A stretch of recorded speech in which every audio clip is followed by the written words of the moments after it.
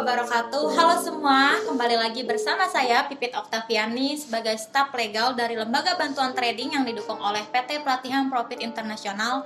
Oke, kali ini saya akan menjelaskan mengenai masih banyak korban dari binomo, dan dari kebanyakan korban binomo ini adalah orang-orang yang berpendidikan tinggi. Terus saya juga di sini akan menjelaskan mengenal platform dari binary option tersebut, dan saya juga akan menjelaskan alasan mengapa banyak korban platform binary option dan begini cara pencegahannya. Oke, kita langsung masuk ke materi pertama.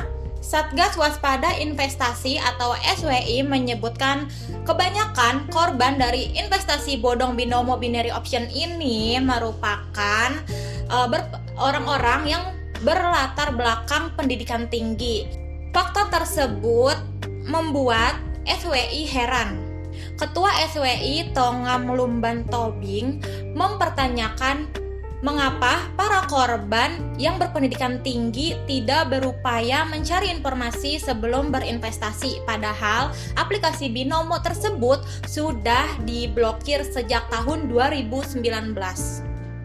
Padahal kan seharusnya nih calon investor dapat berpikir logis mengenai iming-iming, dan Ketua SWI juga menegaskan seluruh investasi memiliki risiko sesuai potensi keuntungannya.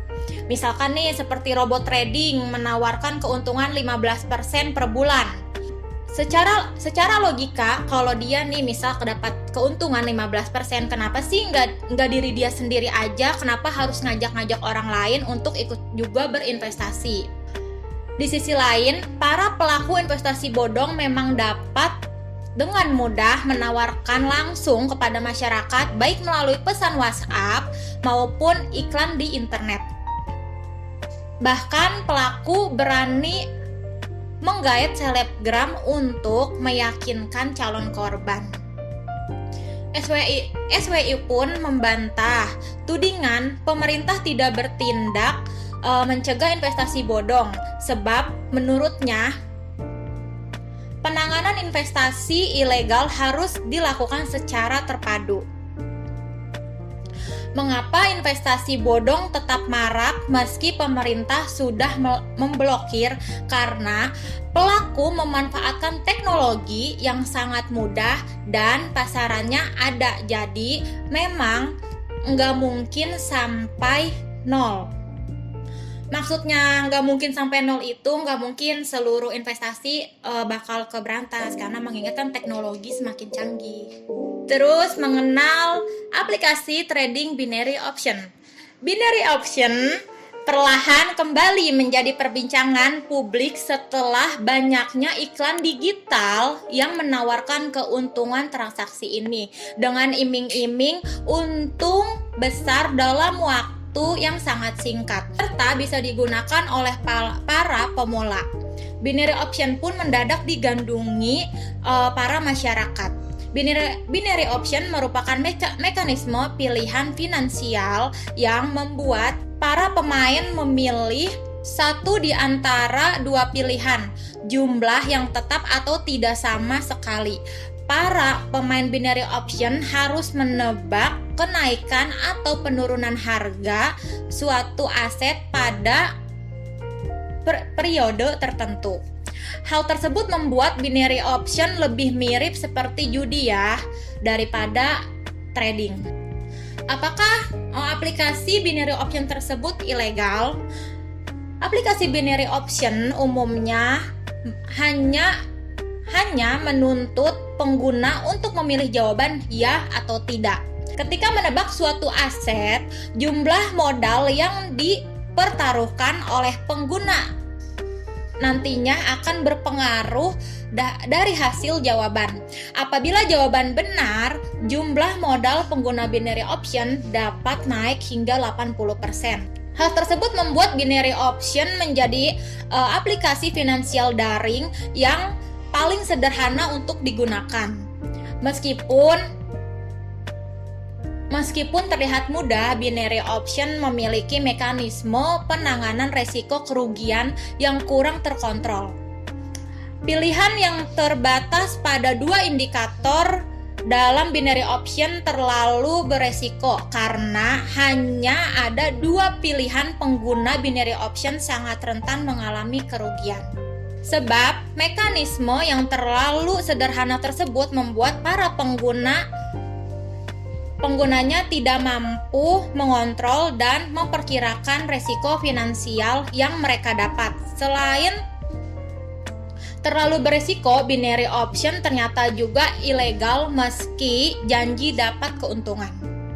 Hingga kini tidak ada satupun aplikasi binary option yang mengantongi izin dari pemerintah. Pengguna binary option juga tidak menutup kemungkinan tidak ada menempuh jalur hukum jika aplikasi ini tidak melayani secara baik. Terus, alasan mengapa banyak korban aplikasi binary option dan begini cara pencegahannya. Sudah cukup lama jagat internet Indonesia diramaikan dengan apa yang dilaporkan sebagai pembongkaran penipuan yang dilakukan dengan kedok trading.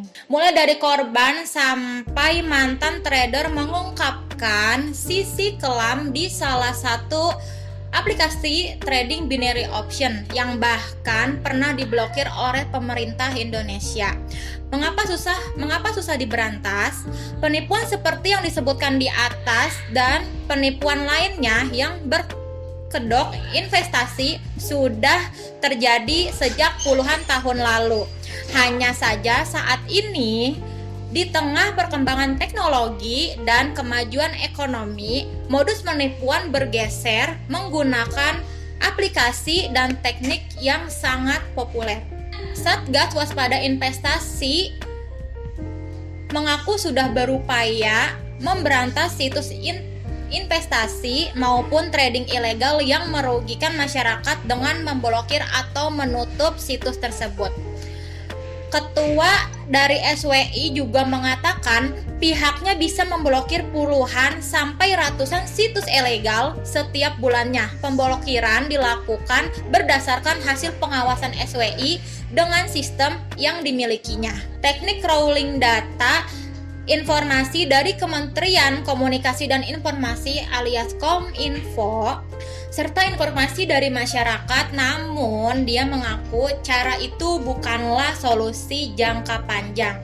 Belum lagi nih kehadiran broker-broker luar negeri yang melakukan penawaran di Indonesia. Hal itu, kata Ketua SWI, menjadi salah satu alasan mengapa situs investasi maupun trading ilegal sulit diberantas. Ketua SWI juga mengatakan salah satu pemberi efek jera kepada pelaku adalah dengan memproses secara hukum. Tapi untuk sampai ke tahap itu harus ada laporan dari masyarakat ke pihak kepolisian untuk menindaklanjutinya. SWI mengaku salah satu faktor yang melanggengkan praktek penipuan adalah minimnya pengetahuan masyarakat terkait skema investasi maupun trading yang akan mereka lakukan. Iming-iming mendapatkan kekayaan secara cepat perlu diwaspadai oleh masyarakat karena pada kenyataannya berujung pada penipuan. Pakar ekonomi dan manajemen Renal Kasali mengatakan saat ini cara kerja penipuan sangat cantik. Seperti yang dibahas dalam beberapa video di YouTube, para afiliator yang mengaku sebagai trader selalu menunjukkan kekayaan secara cepat. Para afiliator yang mengaku sebagai trader selalu menunjukkan kekayaan mereka yang diklaim sebagai keberhasilan dari trading yang mereka lakukan. Padahal, menurut salah satu mantan afiliator, hal itu bisa direkayasa. Masyarakat yang tengah menghadapi kesulitan ekonomi secara psikologis cenderung akan tertarik. Oleh sebab itu, kata Renault, masyarakat harus hati-hati. Mereka datang seakan-akan sebagai juru selamat dan ternyata mereka adalah penipu. Oleh sebab itu, masyarakat harus memperhatikan siapa yang memperkenalkan dan menyebarkan produk investasi tersebut. Orang-orang yang dianggap melakukan kebohongan itu justru muncul di media dengan kisah suksesnya, berteman dengan para selebriti, artis, dan muncul dalam dialog dan diskusi di televisi. Televisi juga punya peran yang salah di Indonesia karena menghadirkan mereka tanpa melakukan pengecekan. Di sini juga masyarakat harus belajar.